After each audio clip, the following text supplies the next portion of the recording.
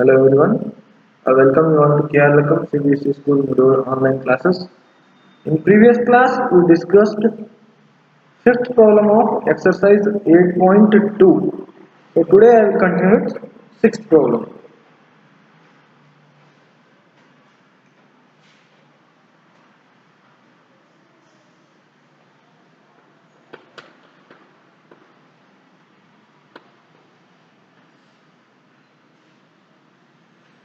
So here what they are given? Show that the line segments joining the midpoints of opposite sides of a quadrilateral bisect each other. So for this, first we will consider one quadrilateral.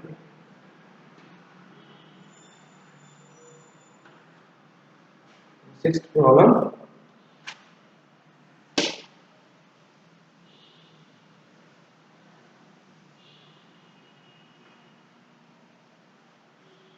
This is the quadrilateral A, B, C, D.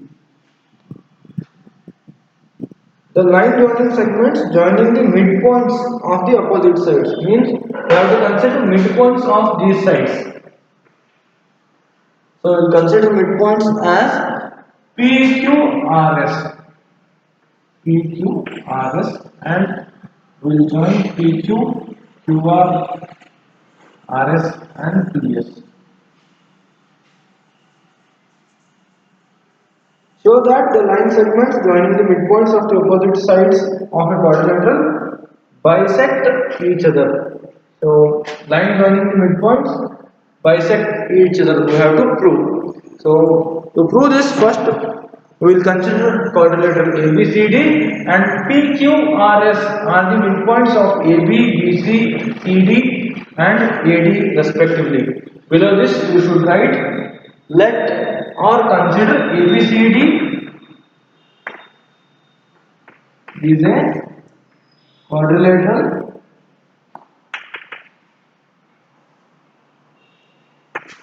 here P, Q, R and S are midpoints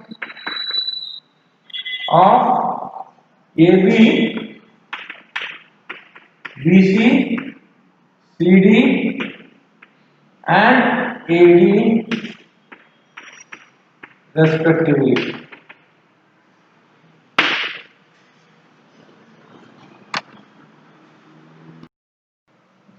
So now in triangle ABD, here we will join BD.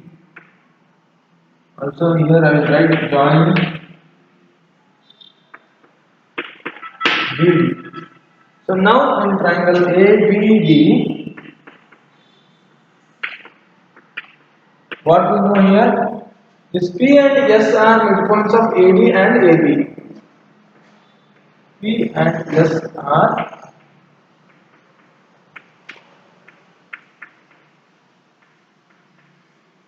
midpoints of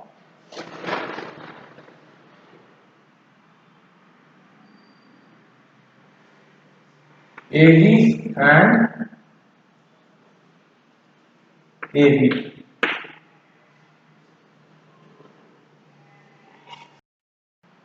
Then by midpoint theorem, if these two are midpoints of AD and AB, then by midpoint theorem, we can write that what we can write this SP is parallel to BD.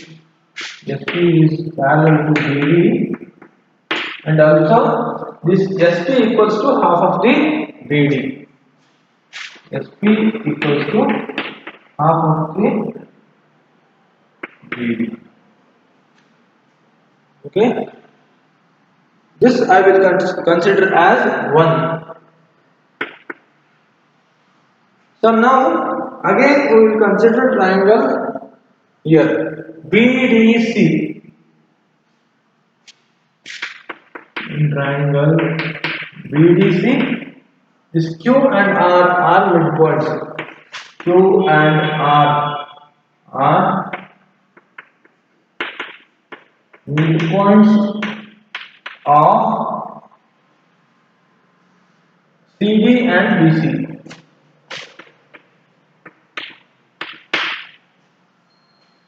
So now again by midpoint theorem, what you can write here?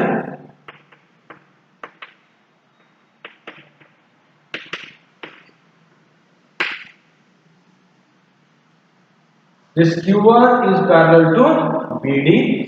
QR is parallel to BD, and this QR equals to half of the BD. This I will consider as 2. So now from 1 and 2, what we can write here? From 1 and 2, what we can write here?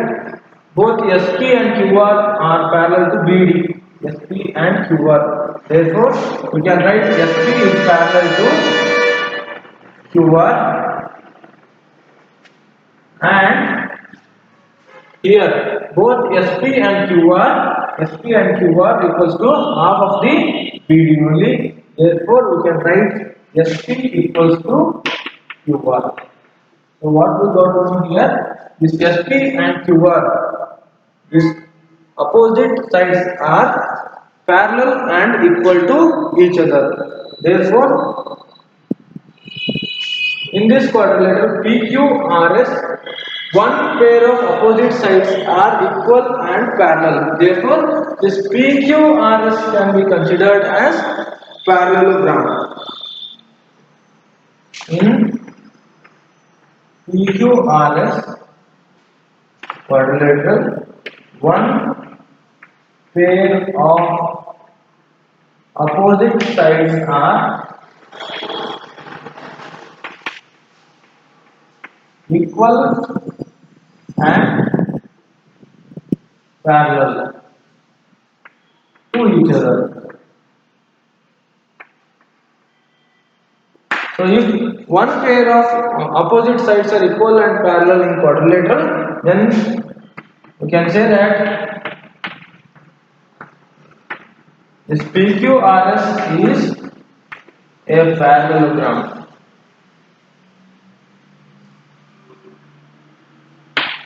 So now we prove this PQRS is parallelogram, and we know the property of parallelogram. We know the property of parallelogram. What is that? In parallelogram, always diagonals bisect each other.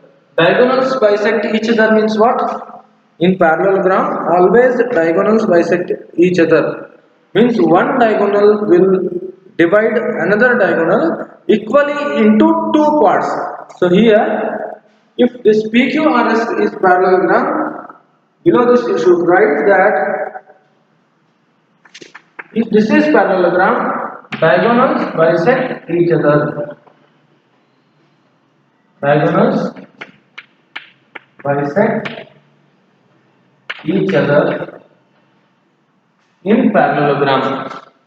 This is the property of parallelogram. Hence, PR and QS. Hence, this if you join this PR,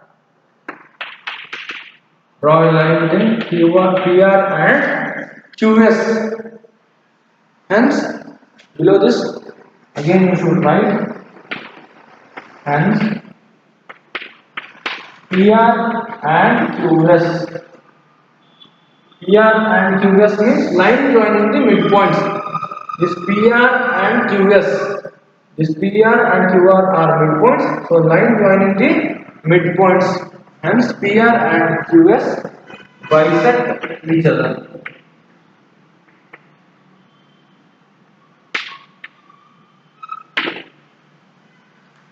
So what they have given in question? Consider the quadrilateral and consider the midpoints and the line joining the opposite midpoints. The line joining the opposite midpoints bisect each other.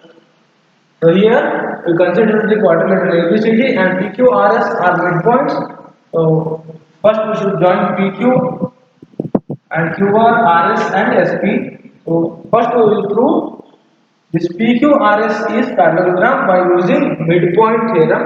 So here we got PQRS is parallelogram. If PQRS is parallelogram, then we know that property of parallelogram. What is that? In always in parallelogram, diagonals bisect each other. Diagonals bisect each other. Therefore, here this SQ and PR are the diagonals of PQRS parallelogram. Hence, PR and QS bisect each other. We proved. So now I will move to the next problem. So now in seventh question, what we have given? ABC is a triangle, right angle at C. A line joining the midpoints of M of hypotenuse AB and parallel to BC intersects AC at D. And based on this, they have given three questions to prove. So first, we have to draw one right angle triangle. So ABC is right angle triangle and it is right angle at C. So this is right angle triangle. They have given that it is right angle at angle C. Therefore, it is C and here I will enter D and V. And again, what they have given?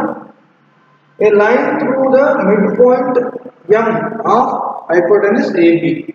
Here on hypotenuse AB, the point M is the midpoint and parallel to BC. A line from point M, which is midpoint of BA, this is parallel to BC.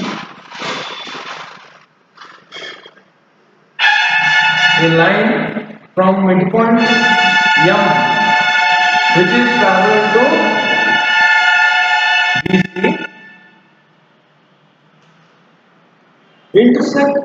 intersects AC. Here it intersects AC at point D. This is the point D. So now by using this, we have to prove first one. This D is the midpoint of AC. They have given three questions here. D is midpoint of AC. Next, second one,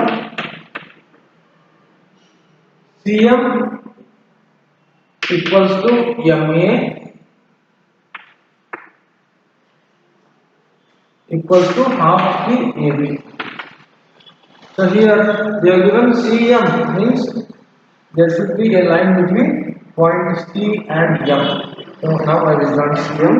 So here CM is equal to MA equals to half of the AB. And third one, this is third question. And second one I will write it here. MD is parallel to this. MD is parallel to AC. We have to prove MD is perpendicular to AC. So now first we will prove D is midpoint of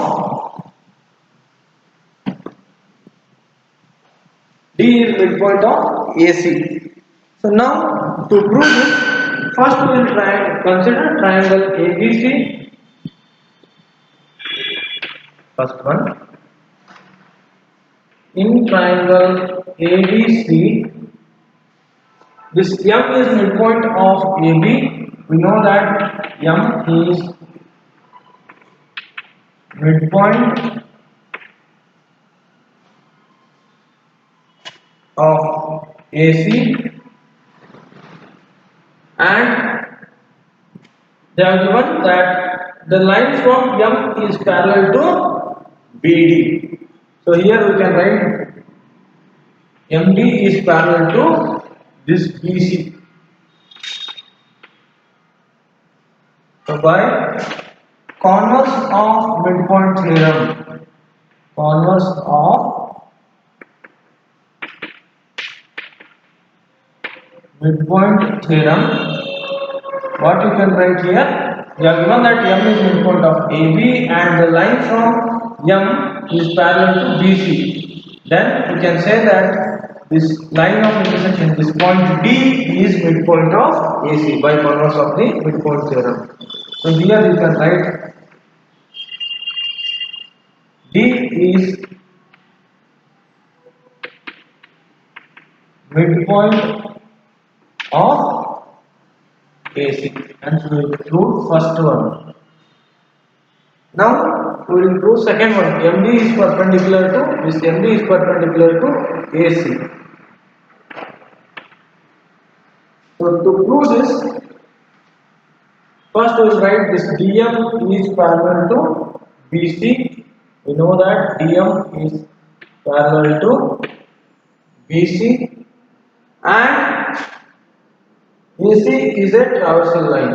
This DM is parallel to BC. These two are parallel lines, DM and BC, and this AC is the traversal line.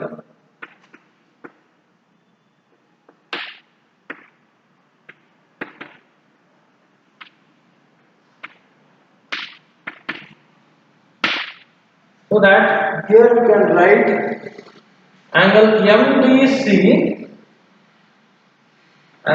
MDC plus this angle DCB, this angle and this angle equals to 180 degree. DCB equals to 180 degree because these two are co-interior angles. Co-interior angles. So here this DM is parallel to BC and this is the traversal line, means these two angles, sum of these two angles will be equal to 180 degree because these two are co-interior angles. Suppose for example consider this is the traversal line and these two are parallel lines, then sum of these two angles will be 180 degree because these two are co-interior angles. So now here we know that angle C is 90 degree because they have given that triangle ABC is right angle triangle and here angle C is 90 degree. They have given in question only. So here we will consider angle MDA or angle MDC. I have written here. So angle MDC plus angle DCB means this angle which is equals to 90 degree because they have given in question that angle C is right angle, therefore this is 90 degree equals to 180 degree. So now we have to calculate angle MDC. So here I will write angle MDC equals to, I will move this 90 degree to right hand side, therefore 180 minus 90. 180 degree minus 90 degree means angle MDC equals to 180 minus 90 means what will get 90 degree only. So here angle MDC is 90 degree. So now you can tell that if angle MDC is 90 degree here, now we can tell that this MD is perpendicular to AC. Therefore, MD is perpendicular to AC. Here we will prove second one. So now we will consider third one. What is that? CM is equal to MA is equal to half AB. So to prove this, first we will join MC here. So in the third question, join MC. Here in triangle AMD, in triangle AMD,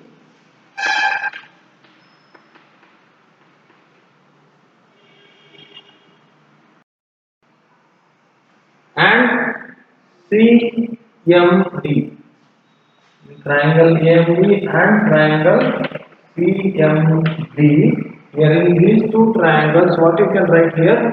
This AD is equal to CD because this D is midpoint. Therefore, AD is equal to CD. AD equals to CD because D is midpoint of AC.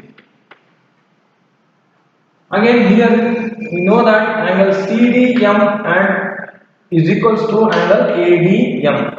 Angle CDM equals to angle ADM because both are 90 degrees. CDM and ADM, these two are 90 degrees because this MD is perpendicular to AC. These two angles are 90 degrees only. So now again here this DM is common to both triangles. Therefore you can write DM equals to DM, which is common in both triangles. Therefore what you can say, triangle AMD is congruent to triangle CMD by side angle side. These two triangles are congruent. So now you can say that AM is equal to CM because of CPCT. AM equals to CM by CPCT. CPCT means these two sides are corresponding sides of congruent triangles. Therefore, AM is equal to CM.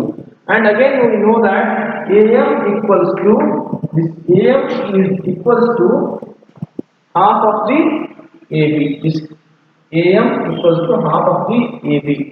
While AM equals to half of the AB, you know that this point M is midpoint of AB. Therefore, you can write AM is equal to half of the AB. So M is midpoint of